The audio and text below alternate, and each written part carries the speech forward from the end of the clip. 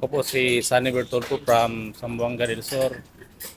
Ah, yung naramdaman ko masaya at malungkot. Masaya kasi natupad yung pangarap ko na makabalik ulit sa Korea. Tapos medyo malungkot kasi mawalay sa family. And then yung sa mga new aspirant, ang harap nga mag-Korea, ang masabi ko lang po magtiwala sa sarili, magdasal, aral, dasal, tapos yun, sundin na yung ah, program ni Sir Roland na nandun na lahat po sa book.